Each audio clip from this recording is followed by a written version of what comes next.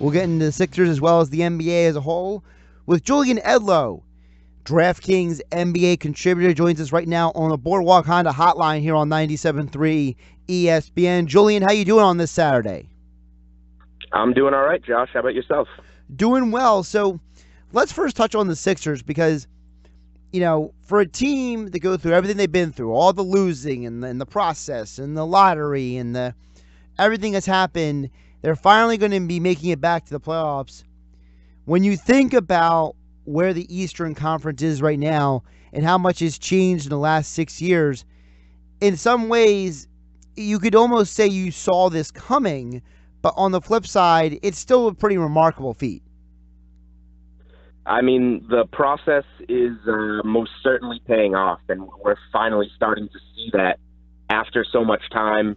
The bottom line is it was a good plan. When you get all those lottery picks, you leave yourself room to miss on a guy like Jahlil Okafor because you have those other picks, and you're going to hit on a Ben Simmons, on a Joel Embiid, and those guys are turning into two of the most promising young players in the NBA. And now the Sixers aren't only looking to just make the playoffs, but potentially get home court in the first round. When you look at the Eastern Conference as a whole, to me, I think a lot of this, whether it's the Sixers or any team in the NBA, we overlook it, but it all comes down to matchups. I think that there are some teams in the Eastern Conference, like the Pacers and the Wizards, I think that it's a good matchup for the Sixers, whereas I look at teams like Boston and the Cavs, I think they're less appeasing matchups for the Sixers. I think the Raptors, you know, it kind of depends on Kyle Lowry in a lot of ways if he's actually focused or not. You know, for the Sixers, do you agree? Do you think it's about the matchup more so than just making it the playoffs? Yeah, getting the right matchups would be really key for the Sixers, I think, to go on a little bit of a playoff run as much as they can, maybe make it to the second round and have a good series there. Matchups are obviously everything in the NBA. You don't want to play Toronto. Obviously looks fantastic when Lowry and DeRozan are at their best. They have that unbelievable second unit. So Toronto looks great. Cleveland, they keep not being able to completely put it together, but I think we all know once it comes to playoff time, you don't want to see LeBron on the other side of the floor. And the Celtics are such a question mark right now. Kyrie Irving today is undergoing that quote-unquote minimally invasive procedure on his knee that I believe, from what I've heard, is to remove some screws that he had put in his knee. Correct. Back when he fractured that kneecap in the 2015 NBA Finals.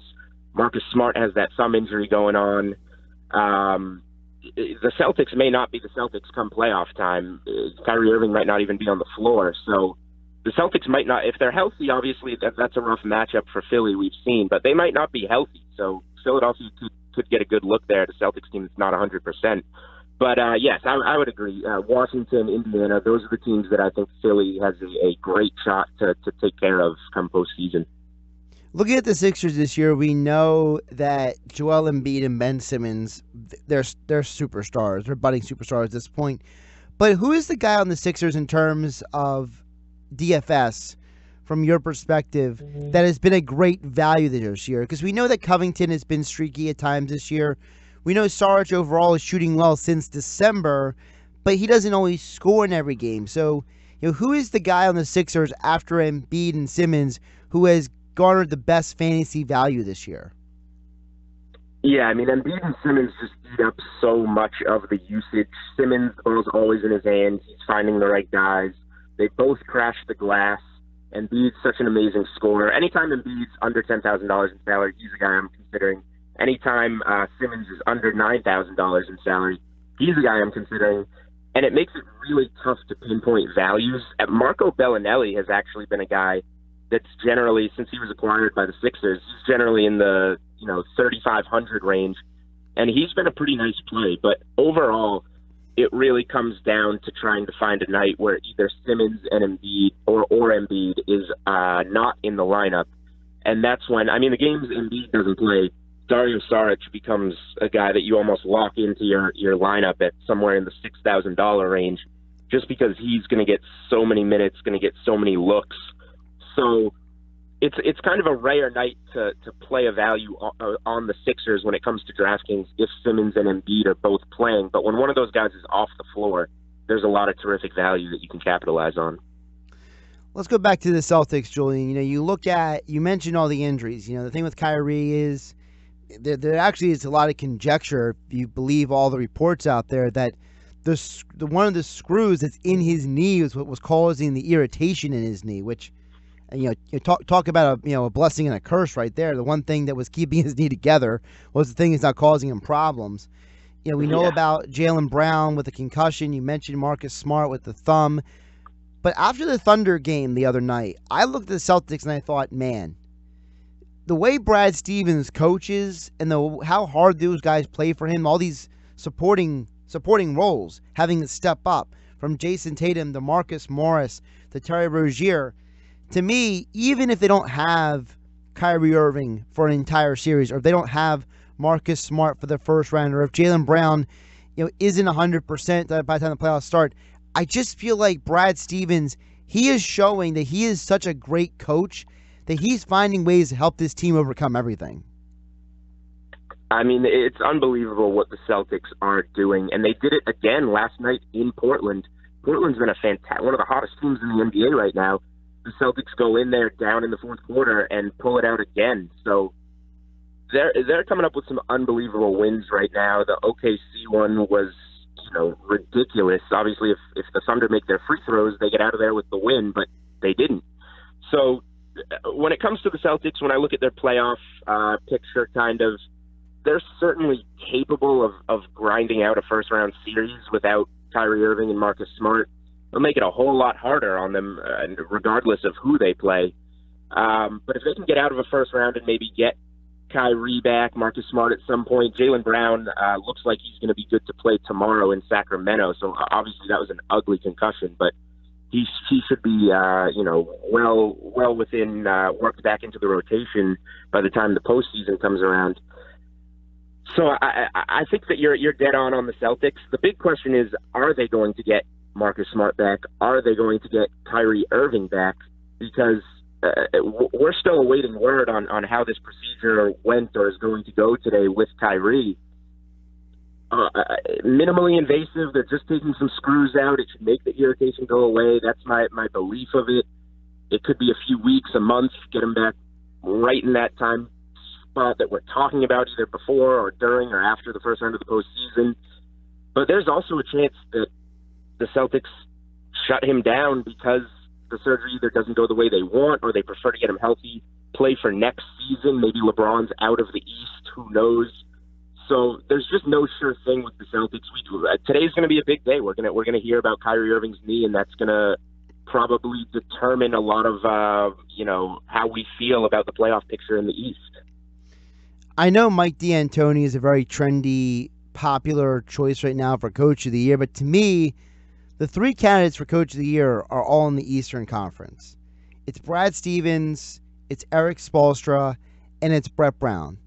Who are your candidates for Coach of the Year right now? Yeah, I like those guys. Portland has been so good that you have to maybe consider giving them some type of award somewhere on their team for just how good they've been. But I can't really debate you there. I think those are the names. And then you've got Dwayne Casey up in Toronto. That is the one name I would add to the list. I know Toronto's kind of been in this tier for a few years now. But I think that they have elevated their play this year with that second unit. They're kind of running away with the one seed in the East. The big question is, can they break through this year? Can they beat a team like Cleveland? But really quick, Julian, really quick. But to me, and again, this is my opinion. I'm not saying I'm right per se, but if you think about it, is the Coach of the Year the guy with the best team or the guy who's done the best job coaching? To me, this is the guy who does the best job coaching. To me, Dwayne Casey's got a lot of talent on his team. Mike D'Antoni's got a lot of talent on his team. To me, a Coach of the Year should be a guy who's taken a team to a different level or taken a team that is exceeding expectations. So I agree with you there. A lot of people that determine this award don't necessarily, and that's why I think a guy like Dwayne Casey will get some love. I mean, you could give it to I agree with you from a D'Antoni standpoint. And when you give it to a guy like Steve Kerr, you know, if you go 73-9 like they did, even though Steve Kerr was there half the year, that's the type of scenario you can give it to the most talented team when you achieve a milestone like that. But I agree with you. You can't just hand it to the best team just because that has a lot to do with the players. In Toronto's case, I think that Dwayne Casey has done a really good job. Kyle Lowry, DeMar DeRozan, good players, but they obviously have kind of come together as a unit to get where they've come. So that's why I throw his name in there with your Brad Stevens, your Brett Brown, your Eric Spoelstra, all guys who I agree with you are doing the best coaching job in the NBA with what they have. We're talking with Julian Edlow. You can follow him on Twitter at Julian Edlow, the NBA contributor for DraftKings. Overall picture on the Eastern Conference before we get to the West. Is it fair to say it's for the teams coming out of the East this year, it's either the Celtics, Raptors, or Cavs, and then there's everybody else? Is that fair to just dissect it that way? Yeah, that's how I've felt about it all season, and it hasn't changed anymore now. I think originally you could have felt a little more confident in Cleveland. I think the Raptors, and when healthy, the Celtics have shown that they're going to make it difficult for LeBron to make another finals appearance yet again. So the Celtics are the only one that you have to put a little asterisk next to and say they've got to be healthy. Obviously, without Kyrie Irving, there's no way that they're making a push against the Cleveland or Toronto. And I think they need, Marcus Smart is the heart of that team. He's got to be out there if they're going to beat a team like Cleveland or Toronto, I believe, as well. In the Western Conference, we know that the Rockets have the number one seed, but people still believe the Warriors are the best team. The Warriors fighting through some injuries. We know Klay Thompson's out, Kevin Durant and Draymond Green have both missed time. And then last night, Steph Curry comes back, and now there's reports it looks like pending the MRI today, they suspect it's an MRI sprain in his knee. So if that's the case, Steph will miss at least another couple weeks. It just feels like there is only one thing. It's not the Warriors, and it's injuries. And you can only hope that they're healthy in time for the playoffs, because wouldn't it feel a little bit almost like empty if an injury-plagued Warriors team was trying to drag themselves through the postseason? Yeah, that would kind of taint it a little bit, but I'm sure the Rockets or potentially another team to come out of the West, if the Warriors didn't have their studs, they would take that. And we've seen the Warriors come out of the West 3 years in a row, and they're showing no signs of slowing down. So if they're healthy again next year, we can project the Warriors to go to the finals next year. So I think if there was a little break in the chain there where we saw another team come out of the West, even if it was due to health issues, I think fans, I think the league, I think the team that benefited from it, I think everybody would take that, except for Warriors fans, of course. Right. Is there a team, and let's just put the Warriors aside for a minute, because I know the Rockets are trendy, they're hot right now. People, I feel like Harden and the Rockets are, the top highlight on every sports show right now. But to me, I don't think the Rockets are invincible. So is there a team or teams that you look at the Western Conference and you say, you know what, if it's a 7-game series and that team gets hot, they can knock out the Warriors? Well, first of all, the Rockets are absolutely far from invincible. We've seen Mike D'Antoni in the past with those Phoenix teams fall apart in the postseason. And I think we might have even talked about this last time. The last time we saw the Rockets on the floor in the playoffs, they were playing in San Antonio against the Spurs without any of their studs, really, and they got wiped off the floor in a must-win Game 6. I think it was in Houston. I forget if it was in Houston or San Antonio, but James Harden was a no-show, single-digit scoring. Adding Chris Paul to the mix, obviously you think, okay, they're a lot better, but Chris Paul is obviously a guy that hasn't broken through to a conference final in his career either. So I got a little off track there, but Houston obviously far from a sure thing. In terms of teams that can knock them or the Warriors off, I think the team that comes to everybody's mind is obviously Oklahoma City. We've seen the Thunder get hot. We've seen them struggle at times, but if they put it all together in a series with those three guys, with a guy like Steven Adams, they have some solid role players. I think Oklahoma City is the obvious team that's, going to be potentially a 4 or 5 seed that can knock the Warriors or the Rockets out of it when it comes to the Western Conference playoffs.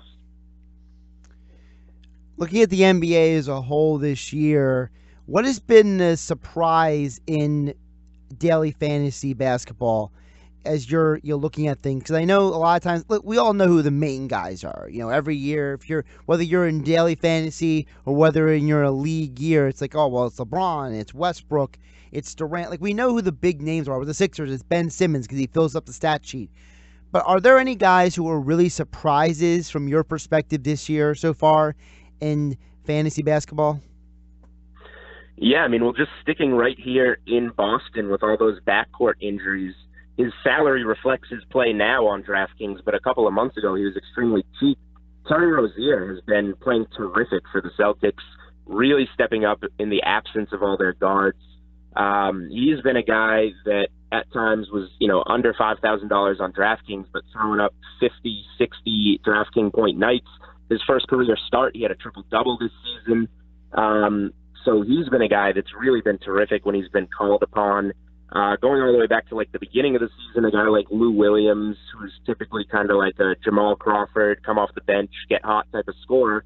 He was like an all-star snub this season. So he's a guy who's his salary, obviously, we know how well he's been playing this season. So he costs $7,000-8,000 now. But when he opened up the season, he's probably around in the $4,000 range. He's a guy that's been playing really well. So those are a couple of the guys just off the top of my head that come to mind. I know whether it's for people who are playing DFS heading down the stretch, we only got about 10 to 11 games for each team left. For someone like me who's in the fantasy basketball playoffs, give everybody out there one guy who is, you see who's available a lot, who is a low value on DraftKings, that you would tell people, if there's a guy and you see him available or you see that he's still got that low number next to him, you have to pick him up. Who is that guy? Well, rather than a specific name, I think you have to play it on a night-by-night basis just because it is daily fantasy sports. So coming down the stretch here, you've got teams that are tanking. I mean, Dennis Schroeder, he's a young guard. He doesn't need any rest. The Hawks decided to rest him the other night. That's just because they're looking to lose games. So you need to capitalize on those type of situations. You've got teams who are going to start to fit into exactly where they are going to be in the playoff picture. Toronto is going to be the number one seed in the Eastern Conference. Maybe they give Kyle Lowry, DeMar DeRozan some nights off, and you've got a guy like a Fred VanVleet that has a big night. He had a good game last night, actually, even with just C.J. Miles out. So if you take a guy like Kyle Lowry out of the mix for a night, that's where you get the value. So what you really want to pay attention to in these last games, whether it's a team that's trying to lose games or just trying to get their players rest before the playoffs, look for the big names that are out for certain games and capitalize on getting their backups. That's really where you can find the best value. Follow him on Twitter at Julian Edlow. He's DraftKings NBA contributor. He's got all kinds of insights on the NBA and NBA DFS as well right there on Twitter. Julian, appreciate the time as always, and we'll catch you next time. Thanks a lot, Josh. Appreciate it.